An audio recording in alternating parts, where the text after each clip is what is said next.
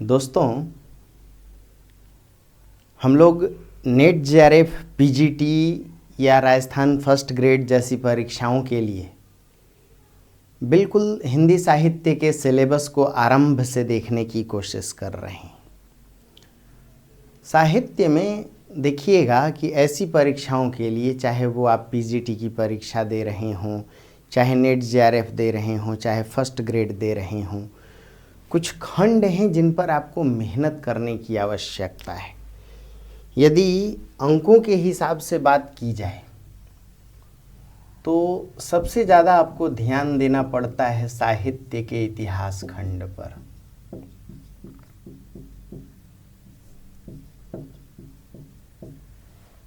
उसके पश्चात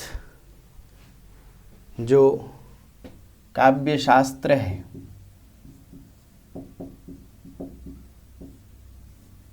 उस पर भी आपका ध्यान होना चाहिए। काव्य शास्त्र और साहित्य के इतिहास खंड के अलावा काव्य खंड और गद्य खंड की भी आपको एक सूक्ष्म समझ जरूरी है। और साथ ही कुछ भाषा के प्रश्न होते हैं, यानी भाषा विज्ञान, और साथ में व्याकरण। इन मुद्दों को देख करके जाएं। काव्य शास्त्र में भी देखिएगा कि जो भारतीय काव्य शास्त्र है वह थोड़ा ज़्यादा महत्वपूर्ण है, इससे अधिक प्रश्न होते हैं। और पाश्चात्य के टॉपिक कम हैं। कहीं आपको लोंजाइनस पढ़ना है तो कहीं अरस्तु पढ़ना है, कहीं शेक्सपियर के नाटकों के तत्वों को देखना है। तो इन खंडों को अगर आप ढंग से मेहनत कर रहे हैं तो याद रखिए कि आप फिर हिंदी से, चाहे नेट जेआरएफ वगैरह के लिए तैयारी कर रहे हैं, या फिर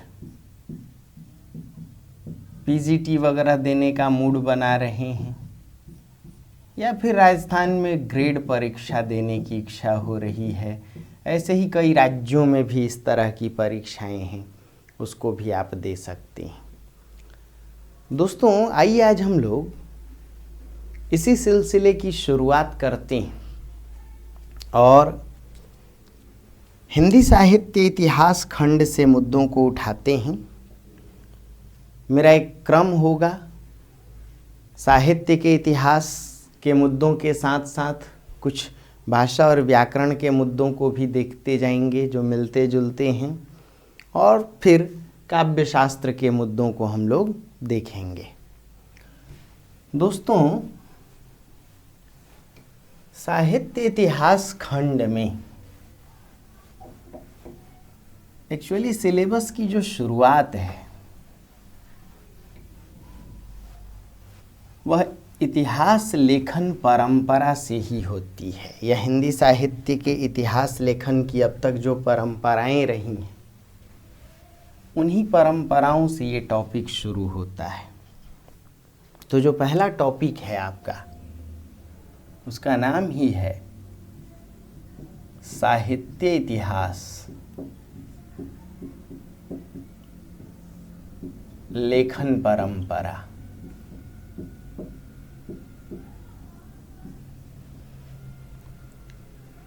दोस्तों, इस परंपरा को शुरू करने से पहले 3-4 मोटी मोटी बातें आप जरूर सीख करके आगे बढ़िए। जाहिर सी बात है कि हम लोग हिंदी साहित्य को देख रहे हैं। ऐसे में जो पहला प्रश्न आप लोगों से पूछा जाता है कि हिंदी है क्या? दोस्तों, हिंदी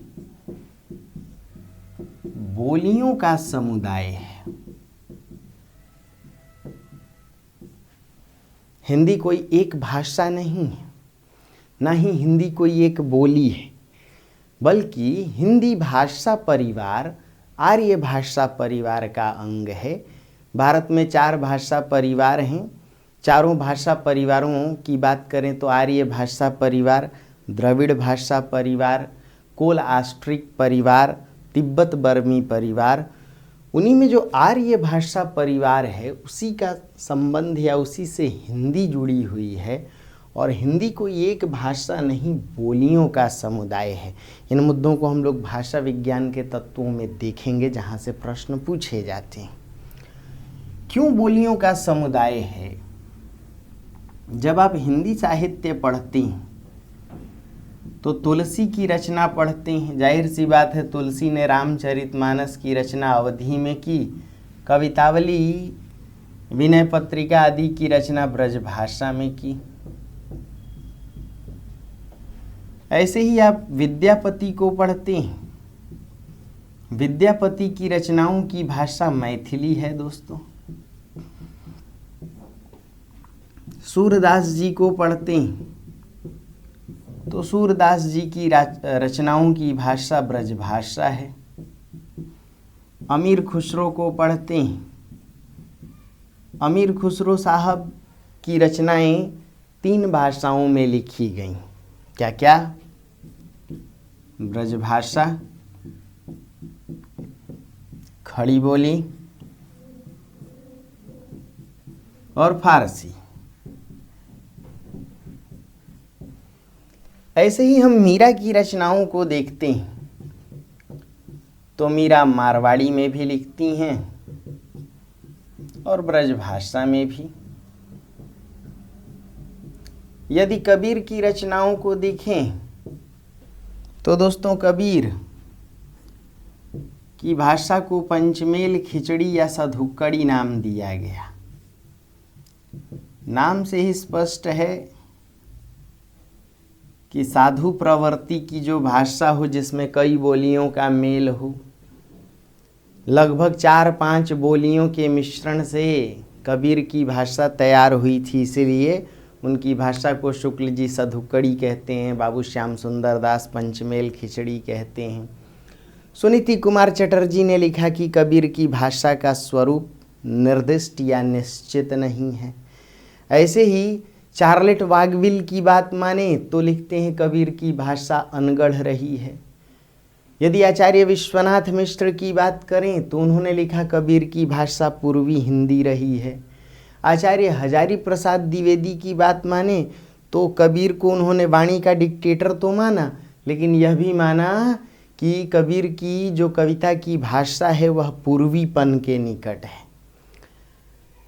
जरा बात को समझिए कि हिंदी साहित्य में आप जिन रचनाकारों को पढ़ रहे हैं उनकी रचनाओं की भाषा रही क्या है? बोलियां हैं, कोई अवधी में, कोई ब्रज में, कोई मैथिली में, कोई खड़ी बोली में, कोई मारवाड़ी में, कोई भोजपुरी में। कबीर मूलतः भोजपुरी क्षेत्र के थे, लेकिन फिर भी कई बोलियों का प्रभाव था, इसीलिए उनकी भाषा को पंचमेल खिचड़ी।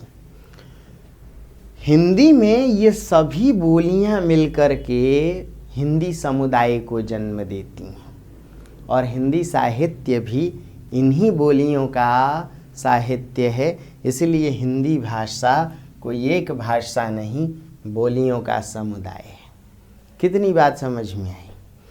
तो ये पहला ही प्रश्न शुरू होता है कि हिंदी है क्या, कोई एक भाषा है या बोलियों का समुदाय है? जिस प्रकार भारत राज्यों का संघ है, भारत विविधता में एकता को प्रस्तुत करने वाला एक देश है, उसी प्रकार हिंदी भाषा भी विविध बोलियों का समुदाय है, समूह है। यहाँ तक ठीक है दोस्तों? एक दूसरी बात उठती है कि हम लोग हिंदी साहित्य को कर रहे हैं, हिंदी तो समझ में आया, साहित्य का क्या अर्थ होता है? अक्सर इस पर प्रश्न पूछे जाते हैं। परिभाषा अगर आपको याद है तो बहुत अच्छी बात है, बिना परिभाषा के भी कई बार प्रश्न आते हैं। तो पहली बात दोस्तों, हमने देखा कि हिंदी बोलियों का समुदाय है। दूसरी बात, साहित्य का क्या अर्थ होता है? यदि शब्द को तोड़ें तो साहित्य सजोड़ हित से बना है। हित का अर्थ ही होता है कल्याण करना, और कल्याण का अर्थ होता है लोक मंगल।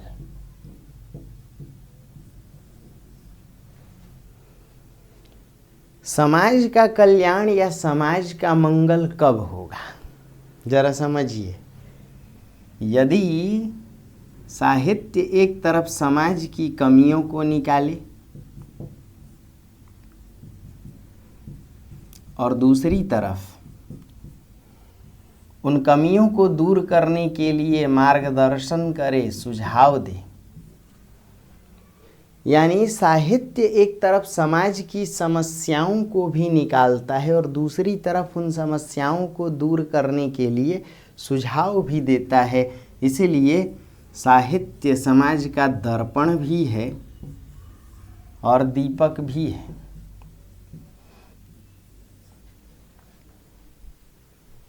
इसलिए आचार्य शुक्ल इतनी बड़ी परिभाषा गढ़ते हैं।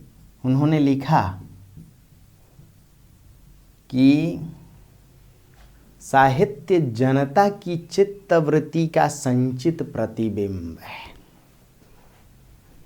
जनता की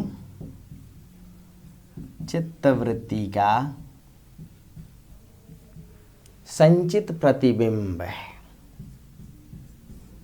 प्रतिबिंब का क्या अर्थ होगा? दर्पण। जैसा साहित्य होगा वैसा समाज होगा, या जैसा समाज होगा वैसा साहित्य होगा। दोनों बातें समझिए भाई। साहित्य समाज को रास्ता भी दिखाता है, मार्गदर्शन भी करता है। इसलिए साहित्य चाहे तो समाज को भी बदल दे। नवजागरण परक चेतना लाने का काम, धार्मिक जागरण, धार्मिक सुधार आंदोलन लाने का काम साहित्य ने ही किया था। लेकिन जैसा समाज होगा वैसा ही साहित्य होगा। इसलिए समाज यदि बिंब है तो साहित्य प्रतिबिंब, साहित्य दर्पण की तरह है। उसमें हम अपनी परछाई जैसे देख सकते हैं, हमारा प्रतिबिंब झलकता है। उसी प्रकार साहित्य में समाज का प्रतिबिंब दिखाई पड़ता है। यानी जैसे जैसे समाज बदलेगा वैसे वैसे साहित्य बदलेगा। यही वजह है कि शुक्ल जी ने कहा कि साहित्य जनता की चित्तवृत्ति का संचित प्रतिबिंब है।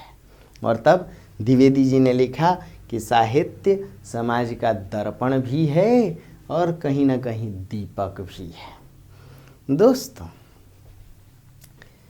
इतिहास का क्या मतलब है?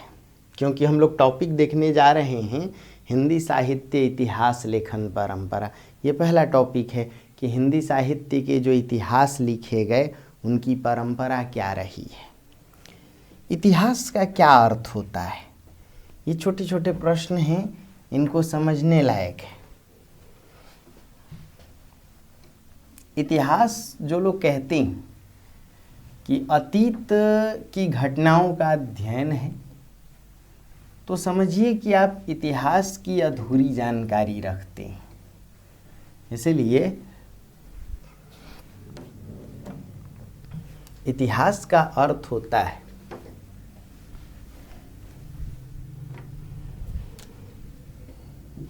अतीत और वर्तमान के बीच संवाद। अतीत और वर्तमान के बीच संवाद।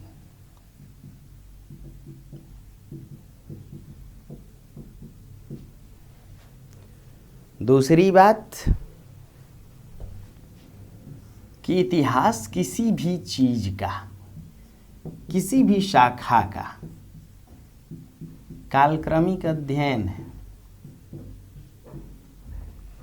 किसी भी शाखा का। इसीलिए इतिहास में न केवल अतीत होता है बल्कि इतिहास में मध्यकाल भी होता है और आधुनिक काल भी होता है, यानी शुरू से लेकर के अब तक का अध्ययन। इसीलिए इतिहास प्राचीनता का भी अध्ययन करता है,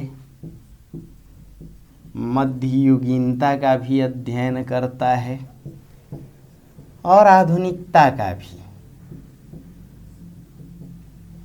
इसीलिए इतिहास कालक्रमिक अध्ययन है। किसी भी शाखा का यदि आप समाज का कालक्रमिक अध्ययन कर रहे हैं तो समाज का कालक्रमिक अध्ययन सांस्कृतिक इतिहास है।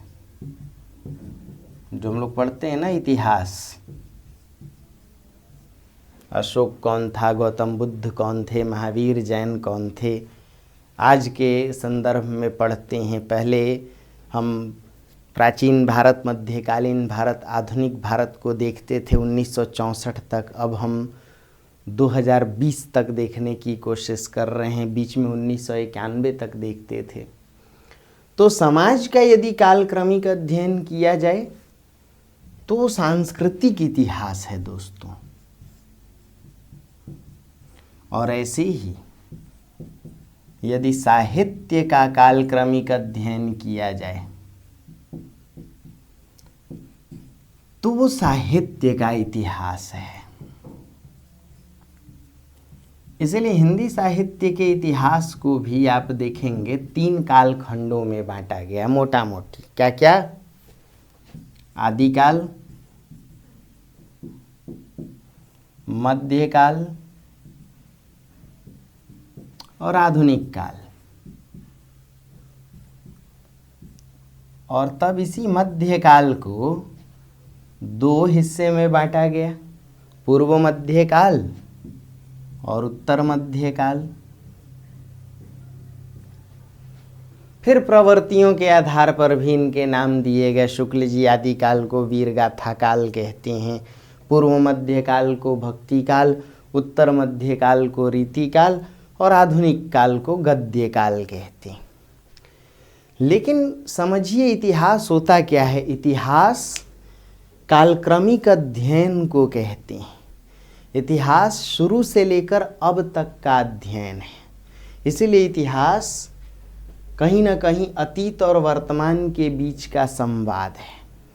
अतीत सिर्फ अतीत की घटनाओं की जानकारी इतिहास नहीं है, या इतिहास सिर्फ प्राचीनता की जानकारी नहीं है, अतीत की जानकारी नहीं है, बल्कि इतिहास शुरू से लेकर अब तक, प्राचीन से लेकर मध्यकाल और अब के काल तक का भी अध्ययन है। इसलिए हिंदी साहित्य का इतिहास जब आप पढ़ेंगे तो शुक्ल जी वगैरह जब आधुनिक काल की चर्चा करते हैं तो लिखते हैं 1900 से लेकर अब तक। यानी इतिहास भी कभी बासी नहीं पड़ता है। इतिहास शुरू से लेकर अब तक का कालक्रमिक अध्ययन है। दोस्तों, किसी भी इतिहास के लिए किन चीज़ों की आवश्यकता पड़ती है? साहित्य के इतिहास की जानकारी के लिए पश्चिमी विद्वानों ने यह माना, जैसे टेन और हडसन की बात करें तो इन पश्चिमी विद्वानों ने यह माना कि साहित्य के इतिहास में कुछ आवश्यक पहलुओं की आवश्यकता पड़ती है। टेन महोदय ने यह लिखा कि तेना तेन जातीय परंपराओं, नंबर 1, नंबर 2 वातावरण, देश काल सीमा और नंबर 3 सामाजिक राष्ट्रीय परिस्थितियों की जानकारी आवश्यक होती है साहित्य के इतिहास को जानने के लिए। यानी साहित्य के इतिहासकार के लिए इन 3 चीज़ों की जानकारी आवश्यक होती है। क्या क्या? कि जातीय परंपराओं को वह जाने, वातावरण को जाने और परिस्थितियों को समझे, तभी साहित्य के इतिहास की उसे गहन जानकारी हो सकती है। 3 के अलावा हडसन ने कहा कि साहित्य के इतिहासकार को 2 अन्य चीज़ों की जानकारी की आवश्यकता पड़ती है। क्या क्या?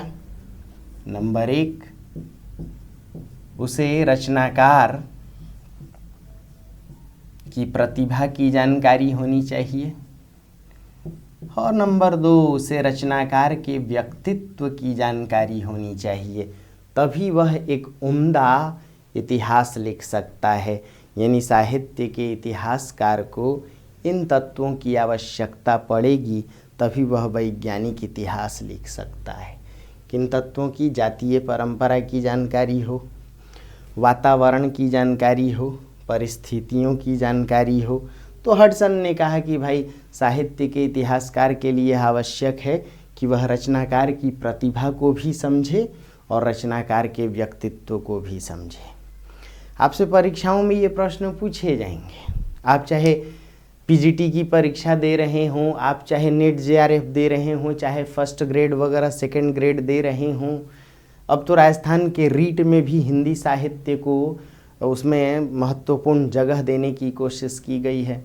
तो पूछा जा सकता है कि हिंदी साहित्य के इतिहास लेखन में हडसन ने किन तत्वों को अनिवार्य माना? तो आपको लिखना पड़ेगा रचनाकार की प्रतिभा और रचनाकार का व्यक्तित्व।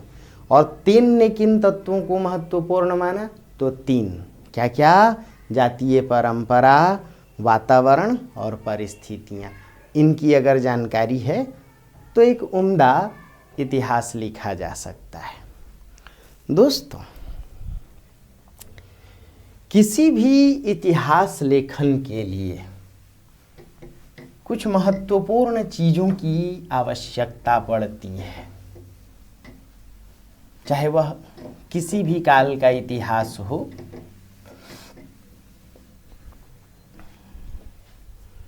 या किसी विषय का इतिहास हो। यदि हिंदी साहित्य का इतिहास हो, समाज का इतिहास हो, तो इतिहास लेखन के लिए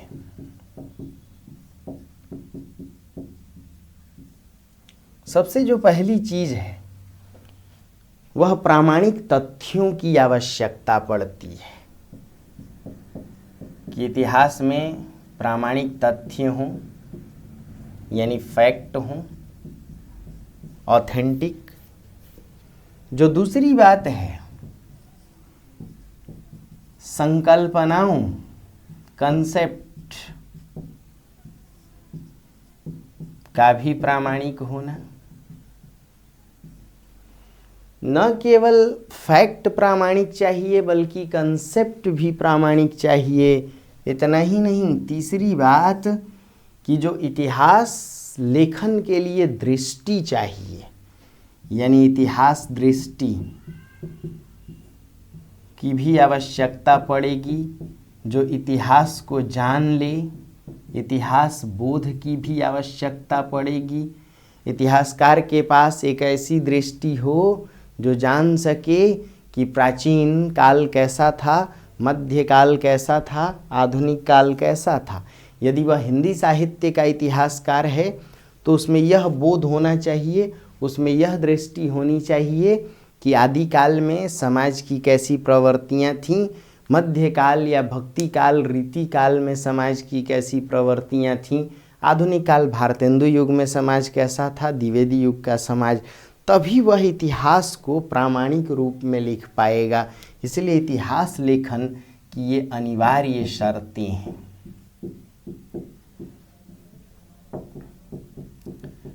दोस्तों, उससे भी बढ़कर के चाहिए कि इतिहास लेखन में काल विभाजन वैज्ञानिक हो। काल विभाजन कैसा हो? वैज्ञानिक। 2 कालखंडों के बीच, आदिकाल और भक्ति काल के बीच जो विभाजन की रेखा हो, स्पष्ट हो, रीतिकाल भारतेंदु युग के बीच विभाजक रेखा स्पष्ट हो, और जो आखिरी शर्त है वह नामकरण। प्रत्येक कालखंड का एक समीचीन उपयुक्त नाम हो कि भाई आदिकाल को आदिकाल ही क्यों नाम दिया जाए, पूर्व मध्यकाल को भक्ति काल नाम क्यों दिया जाए। इन सभी शर्तों को ध्यान में रखकर, ध्यान से सुनिएगा दोस्तों, यहाँ से प्रश्न पक्का बनेगा। इन सभी शर्तों को पहली बार ध्यान में रखकर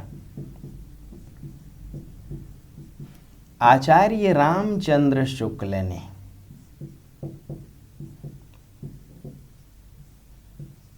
(1929) में हिंदी साहित्य का इतिहास लिखा। हिंदी साहित्य का इतिहास कब लिखा? 1929 में। यही वजह है, फिर से दोहराइए, इन सभी शर्तों को यानी प्रामाणिक तथ्यों, संकल्पनाओं, इतिहास दृष्टि, काल विभाजन, नामकरण, इन सभी शर्तों को ध्यान में रखकर 1929 में आचार्य शुक्ल ने हिंदी साहित्य का इतिहास लिखा। यही वजह है कि शुक्ल जी को ही मानक मानकर, शुक्ल जी को ही प्रतिमान मानकर हिंदी साहित्य के इतिहास लेखन को 3 चरणों में बांटा गया। क्या क्या? आचार्य शुक्ल के पूर्व साहित्य का इतिहास लेखन, शुक्ल जी का इतिहास लेखन,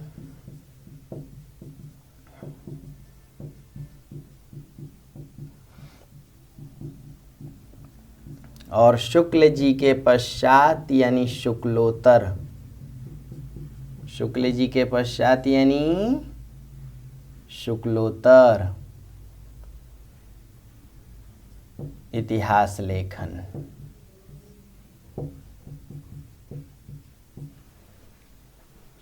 पकड़िए, किसी भी इतिहास में कौन कौन सी शर्तें जरूरी हैं? बोलिए मेरे साथ। प्रामाणिक तथ्य हों। भाई सवाल आ गया कि शुक्ल जी के ही आधार पर हिंदी साहित्य के इतिहास को क्यों बांटा गया, तब तो हो गया ना गड़बड़। तो शुक्ल जी ने पहली बार इतिहास लेखन की सभी शर्तों का निर्वाह किया था। कौन सी शर्तें हैं? तथ्यों की प्रामाणिकता, संकल्पनाओं की प्रामाणिकता, इतिहास दृष्टि का परिचय देना, काल विभाजन का प्रयोग करना, नामकरण का प्रयोग करना। यही वजह है कि हिंदी साहित्य के इतिहास लेखन को शुक्ल जी के आधार पर ही, देखिए तीनों में शुक्ल हैं, शुक्ल जी के आधार पर ही शुक्ल पूर्व, शुक्ल जी का इतिहास, शुक्लोत्तर इतिहास 3 चरणों में बांटा गया। दोस्तों जाहिर सी बात है कि शुक्ल जी ने जब पहली बार सभी शर्तों का निर्वाह किया तो जो शुक्ल जी के पहले इतिहास लिखे गए होंगे उनमें प्रामाणिकता की कमी होगी। अरे हाँ या ना? तो यदि प्रामाणिकता की कमी होगी तो इसका एक मतलब है कि हिंदी साहित्य का जो इतिहास लेखन है वह 2 तरह से किया गया। ये भी एक प्रश्न बन सकता है।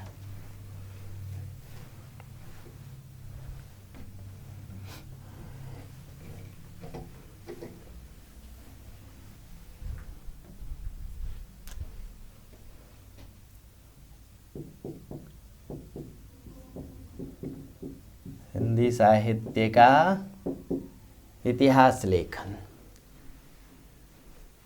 यदि शुक्ल जी ने प्रामाणिकता का परिचय दिया, नामकरण और काल विभाजन का सहारा लिया, तो एक बात तय है कि शुक्ल के पहले जो इतिहास ग्रंथ लिखे गए थे उनमें प्रामाणिकता की कमी थी। तो इसका भी मतलब 2 हुआ कि इतिहास लेखन 2 तरह का होता है। इतिहास लेखन दो तरह का, एक कलात्मक और नंबर 2 प्रामाणिक या वैज्ञानिक।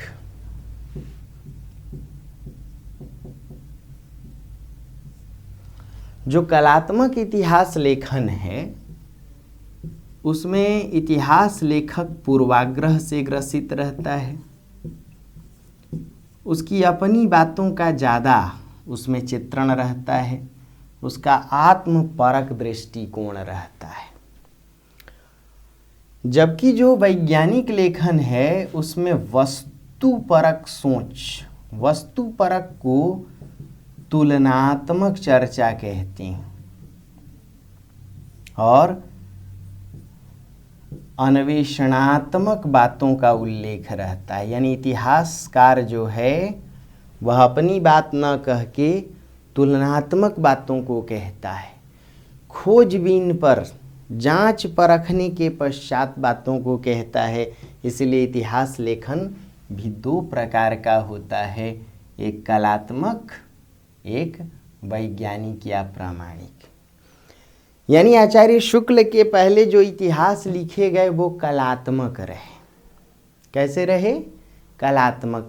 चाहे गारसा द तासी ने लिखने की कोशिश की हो, चाहे जॉर्ज ग्रियर्सन ने लिखने की कोशिश की हो, हाँ पूरा नाम जॉर्ज अब्राहम ग्रियर्सन, चाहे मिश्र बंधुओं ने लिखने की कोशिश की हो, चाहे शिव सिंह सेंगर ने, चाहे ग्रिब्स ने लिखने की कोशिश की हो, चाहे फादर एफिके ने लिखने की कोशिश की हो, आप देखें तो कहीं ना कहीं उनके इतिहास पुस्तकों में कलात्मक सोच है, पूर्वाग्रह है। कोई साम्राज्यवादी मानसिकता से ग्रसित था तो कोई हिंदूवादी संप्रदायवादी मानसिकता से, किसी का नज़रिया रीतिवादी था तो कोई औपनिवेशिक भेद से ग्रसित था। दोस्तों, आचार्य शुक्ल के पहले हिंदी साहित्य के इतिहास लेखन को भी दो भागों में बांटा गया।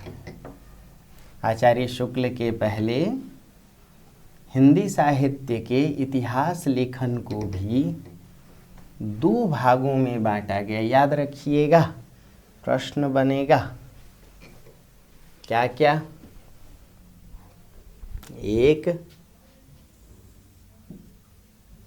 अव्यवस्थित लेखन,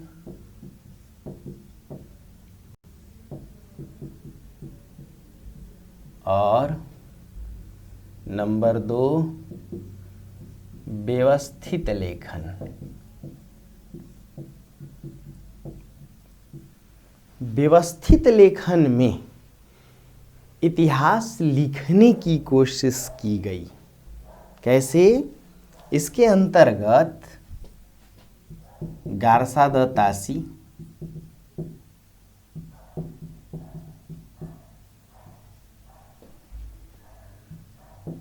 शिव सिंह सेंगर,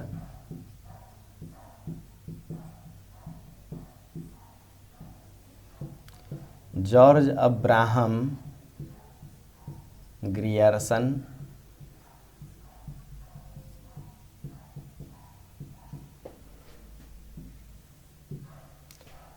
और मिश्र बंधुओं को रखा गया।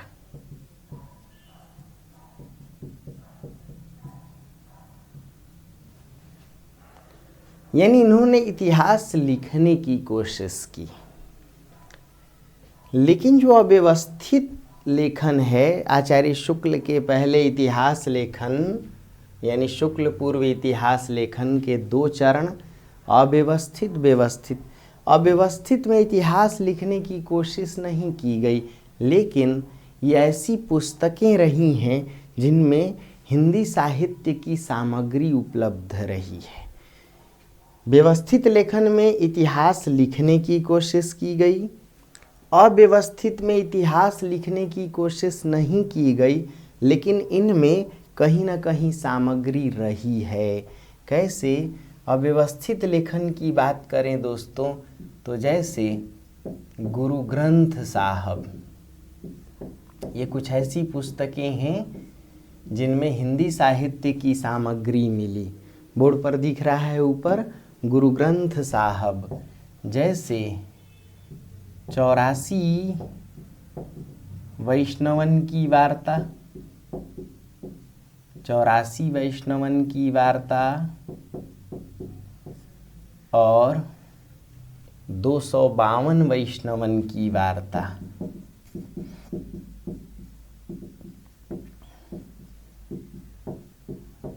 दो 252 वैष्णवन की वार्ता।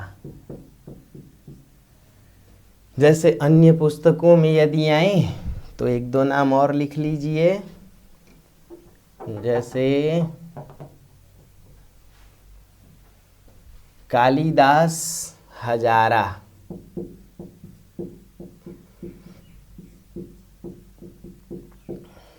जैसे कविमाला, जैसे भक्तमाल। तो ये कुछ ऐसी पुस्तकें रही हैं दोस्तों जिनमें हिंदी साहित्य के इतिहास लिखने की तो कोशिश नहीं की गई, लेकिन इनमें साहित्य की सामग्री रही है। इसीलिए आपके पीजीटी की परीक्षा में, नेट जेआरएफ में, फर्स्ट ग्रेड, सेकंड ग्रेड में, रीट में यहाँ से प्रश्न दागे जाती हैं।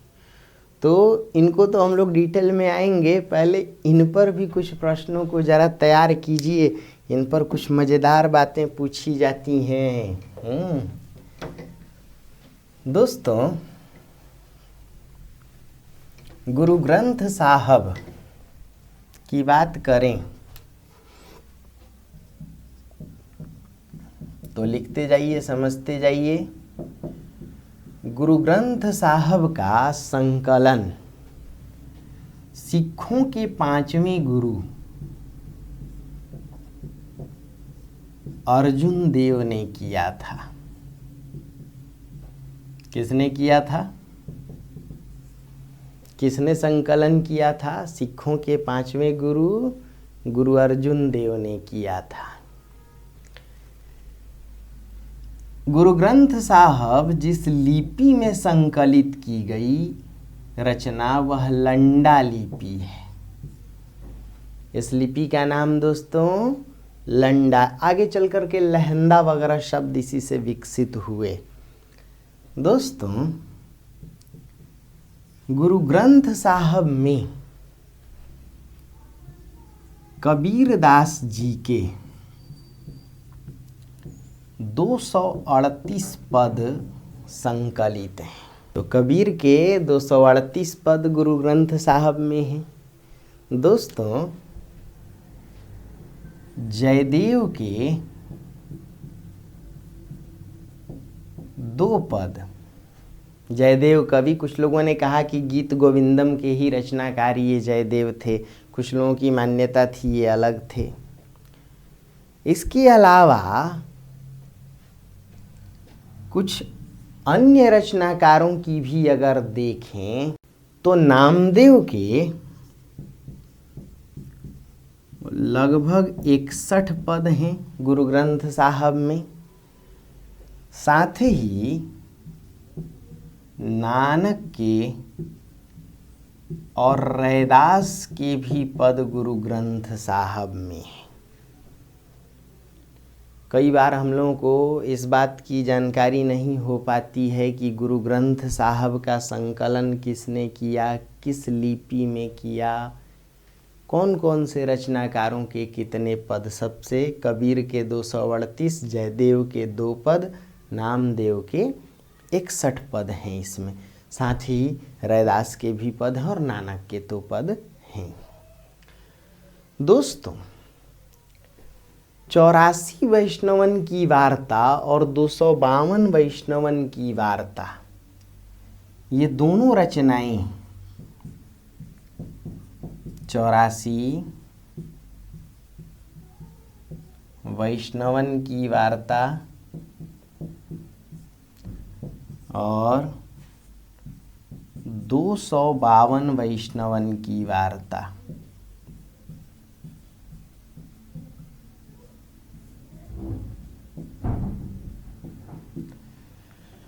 इन दोनों रचनाओं को लिखा था गोकुलदास जी ने। किसने लिखा था? गोकुलदास जी ने। अब ये रचनाएं क्यों महत्वपूर्ण हैं, क्यों पूछी जाती हैं? तो 84 वैष्णवन वार्ता और 252 दोनों के रचनाकार गोकुलदास जी थे।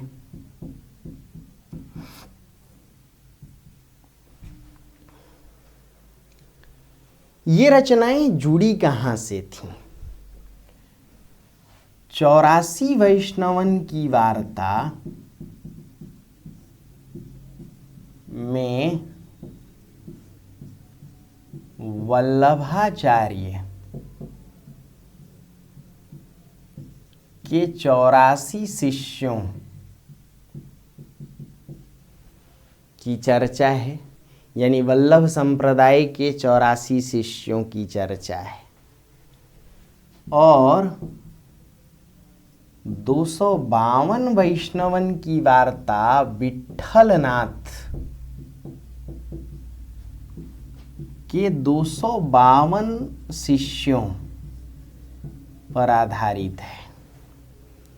दोनों की रचना की गोकुलदास ने। दोस्तों, एक प्रश्न आता है कि इन दोनों रचनाओं पर जो टीका लिखी गई उसका नाम क्या है? ध्यान से सुनिएगा। 84 वैष्णवन की वार्ता और 252 वैष्णवन वार्ता, इन दोनों रचनाओं पर श्री हरिराय जी ने, क्या नाम था? श्री हरिराय जी ने भाव प्रकाश नामक टीका ग्रंथ को लिखा।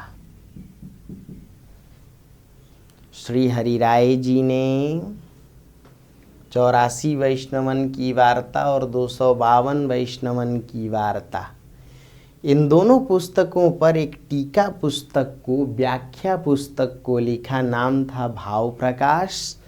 और 84 वैष्णवन 252 वैष्णवन की वार्ता को लिखा था गोकुलदास जी ने। याद रखिए, 84 शिष्य थे वल्लभाचार्य के और 252 शिष्य थे विट्ठलनाथ जी के। इसीलिए वल्लभाचार्य और उनके पुत्र विट्ठलनाथ के शिष्यों को ध्यान में रखकर ये रचनाएं लिखी गई थीं। दोस्तों, कालिदास हजारा को कालिदास त्रिपाठी ने लिखा था। आपसे नाम पूछा जाता है। कालिदास हजारा को बोर्ड पर देखिए या सुनिए। कालिदास त्रिपाठी ने लिखा था। कविमाला को तुलसी हरिराय ने लिखा था। कविमाला को किसने लिखा था? तुलसी हरिराय ने। और भक्तमाल को नाभादास ने लिखा था। ये रचना भी महत्वपूर्ण है, न केवल PGT net JRF first grade में बल्कि आईएएस में भी इस पर टिप्पणी आई थी। तो ज़रा 3-4 लाइन में इस रचना की खासियत समझ लें, फिर आगे बढ़ते हैं। दोस्तों देखिए, एक बार फिर से बोल देता हूँ। कालिदास हजारा को कालिदास त्रिपाठी ने लिखा। कविमाला को तुलसी हरिराय ने लिखा। 252 वैष्णवन की वार्ता, 84 वैष्णवन की वार्ता को गोकुलदास जी ने लिखा। और इन दोनों रचनाओं पर टीका लिखा श्री हरिराय जी ने। नाम था भाव प्रकाश। करेक्ट है। गुरु ग्रंथ साहब का संकलन गुरु अर्जुन देव ने किया। सिखों के ये 5वें गुरु थे। लंडा लिपि में इसका संकलन हुआ। दोस्तों, भक्तमाल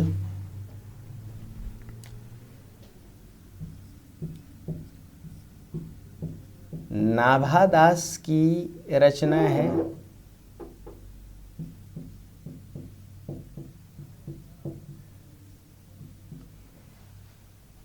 इसी नाभादास ने अष्टयाम नामक रचना को भी लिखा। नाभादास जी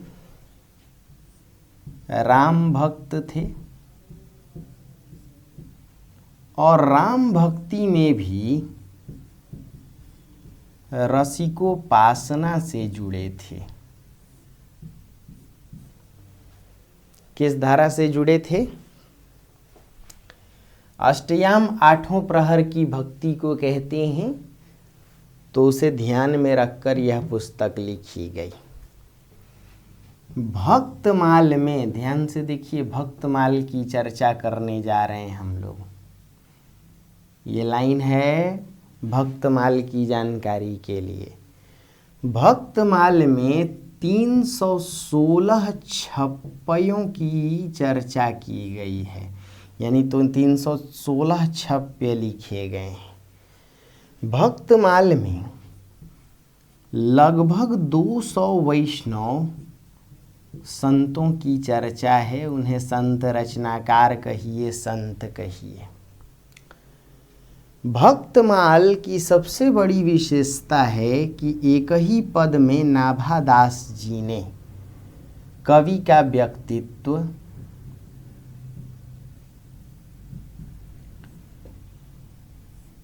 काव्य कला,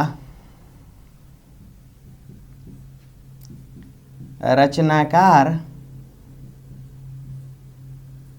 का दर्शन, इन सबों को पिरोने की कोशिश की। सोचिए कितनी बड़ी बात है कि एक पद में किसी एक रचनाकार के व्यक्तित्व को, उसकी काव्य कला को, उसके जीवन दर्शन को भी गढ़ने की कोशिश की गई है। नाभादास की ये रचना है। 316 छप्पे हैं। 200 वैष्णव संतों की इसमें चर्चा है। भक्ति काल या मध्ययुगीन वैष्णव संतों की जानकारी या हिंदी साहित्य के भक्त कवियों की जानकारी के लिए यह भक्तमाल रचना अत्यंत महत्वपूर्ण है। अब क्यों इन्हें आचार्य शुक्ल के पहले अव्यवस्थित ग्रंथ कहा गया? क्योंकि बेशक ये इतिहास पुस्तक नहीं थे, इनमें काल विभाजन नामकरण नहीं किया गया था, लेकिन इनमें हिंदी साहित्य के कई रचनाकारों की चर्चा मिलती है। अब ज़रा सोचिए कि गुरु ग्रंथ साहब में कबीर के भी पद मिलते हैं, नानक के भी हैं, रैदास के भी हैं। इतना ही नहीं, वारकरी संप्रदाय के भी संतों की आप इसमें चर्चा देख सकते हैं। जयदेव की भी चर्चा है। ऐसे 84 और 252 वैष्णवन की वार्ता में भी कई संत भक्त रचनाकारों की चर्चा है। कालिदास हजारा में 1000 कवियों की चर्चा है। कविमाला में भी अगर आप देखें तो लगभग 252 कवियों की चर्चा है। भक्तमाल में भी 200 संतों भक्तों की चर्चा है। तो ये पुस्तकें हिंदी साहित्य के इतिहास लिखने में सहयोगी साबित हुई। बेशक इनमें इतिहास नहीं लिखा गया, लेकिन रचनाकारों की जानकारी थी इसमें। इसलिए शुक्ल जी के पहले ये अव्यवस्थित इतिहास लेखन की पुस्तकें थीं। दोस्तों, अब इसके आगे अगर हम लोग बात करें कि आचार्य शुक्ल पूर्व जो व्यवस्थित इतिहास लेखक थे या हिंदी साहित्य का इतिहास लेखन शुक्ल के पहले जो किया गया, उनमें अगर कुछ नामों की बात करें तो सबसे पहला नाम गारसा द तासी का आता है। तो शुक्ल पूर्व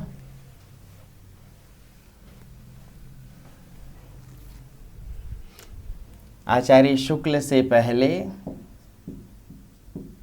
शुक्ल पूर्व इतिहास लेखन या साहित्य इतिहास लेखन, दोनों को एक साथ जोड़ेंगे, साहित्य और इतिहास को मिलाएंगे तो शब्द बनता है साहित्य इतिहास लेखन। क्या शब्द बनता है? साहित्य इतिहास लेखन। दोस्तों, शुक्ल पूर्व इतिहास लेखन में सबसे पहला नाम गारसा द तासी का आता है। गारसा द तासी।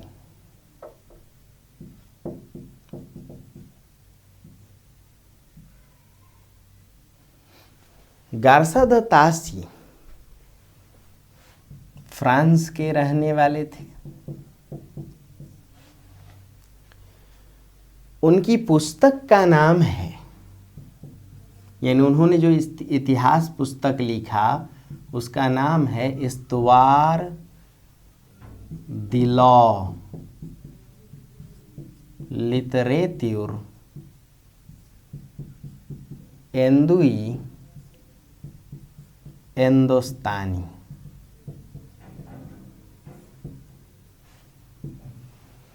इस्तवार यानी हिस्ट्री, लिटरेचर यानी लिटरेचर, एंदोई यानी हिंदवी, हिंदुओं की भाषा को हिंदवी कहा गया था, और हिंदुस्तानी मुसलमानों की भाषा को यानी उर्दू को। अर्थात इस पुस्तक को हिंदी और उर्दू का पहला इतिहास भी कहा गया। हिंदवी मतलब बोलिए हिंदुओं की भाषा एंदोई, और हिंदुस्तानी मुसलमानों की भाषा यानी उर्दू। दोस्तों, यह पुस्तक 1839 में लिखी गई।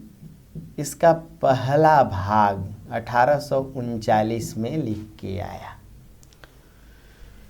जो दूसरा भाग पुस्तक का प्रकाशित हुआ वो 1848 में। पहला भाग कब लिखा गया था? 1839 में। दूसरा भाग कब प्रकाशित हुआ? 1848 में। दोस्तों, इस पुस्तक का सेकेंड एडिशन, दूसरा संस्करण 1871 में आया। ये 3 डेट याद रखिएगा। 1839 में पुस्तक का पहला भाग, 1848 में पुस्तक का दूसरा भाग, और पुस्तक का दूसरा संस्करण एडिशन को कहते हैं 1871 में। अगली बात पर आए, यानी 7वीं बात पर आए, तो याद रखिए यह पुस्तक फ्रेंच भाषा में लिखी गई और फ्रांस में रहकर ही लिखा। भारत नहीं आए थे, फ्रांस में रहकर के ही आए थे। जो सबसे बड़ी बात आपसे पूछी जाती है कि यह पुस्तक वर्ण क्रम में लिखी गई, अल्फाबेटिकल ऑर्डर में। क्यों?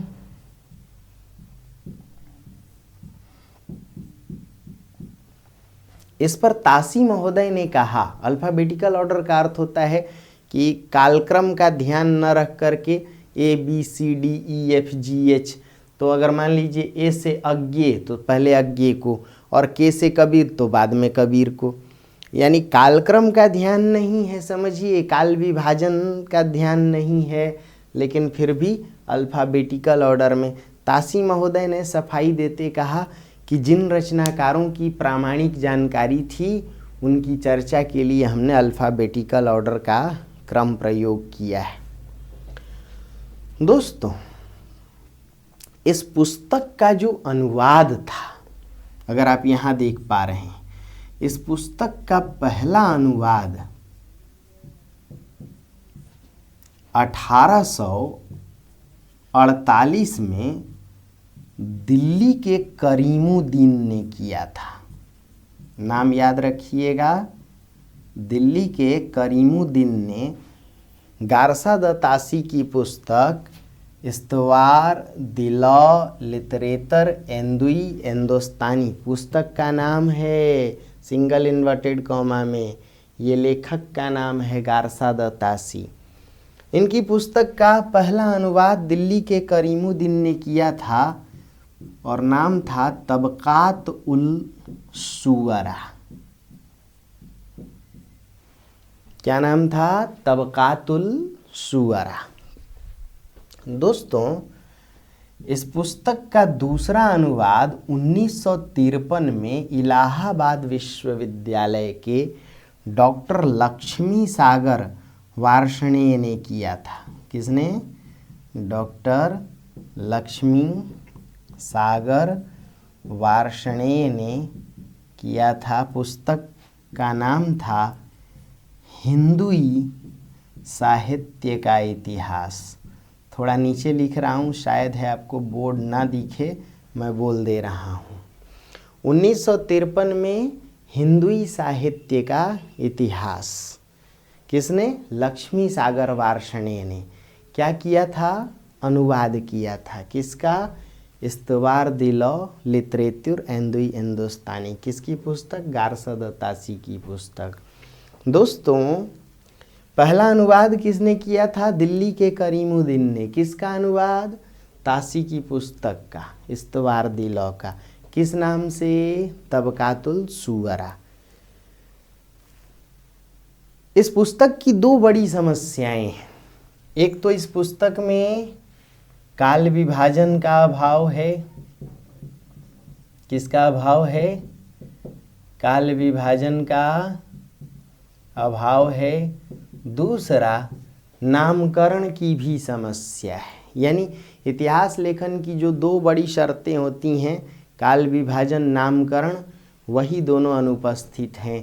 तभी तो भाई शुक्ल जी के इतिहास को अब तक सबसे प्रामाणिक और वैज्ञानिक माना गया। उनमें काल विभाजन भी है, नामकरण भी है। तो इनको खूब ध्यान से उतारिए। अब ठीक अगली क्लास में हम लोग अगले मुद्दे को देखेंगे। ग्रियर्सन की पुस्तक से खूब प्रश्न पूछे जाते हैं, मिश्र बंधुओं से बहुत सारे प्रश्न, और शुक्ल जी तो समझिए हिंदी साहित्य के पितामह हैं, उनको खूब ढंग से। तो अगली क्लास में हम लोग इसके आगे के 3 खंडों, 3 लोगों को देखेंगे। जॉर्ज अब्राहम ग्रियर्सन, मिश्र बंधु जो 3 भाई थे, और आचार्य रामचंद्र शुक्ल। फिर से सुनिए, जो लोग मेरी क्लास से नेट जेआरएफ वगैरह कर रहे हैं, एक बार आप लोग पहले आईएएस पीसीएस वाला जो सिलेबस होता है उसको ढंग से पढ़िएगा, तब ये बातें ज़्यादा समझ में आएंगी। क्योंकि ये ऑब्जेक्टिव चीज़ें हैं, इनको सब्जेक्टिविटी में भी पढ़िए। ऐसे तो मैं अपनी ओर से कोशिश करता हूँ कि सब्जेक्टिव भी बताता रहूँ, लेकिन जब तक सब्जेक्टिव नहीं पढ़ेंगे ऑब्जेक्टिव का मज़ा नहीं आएगा। ये क्या है? एक प्रकार से प्रैक्टिस है। तो ढेर सारी शुभकामनाएं दोस्तों, मिलते हैं अगली क्लास में। तब तक नमस्ते।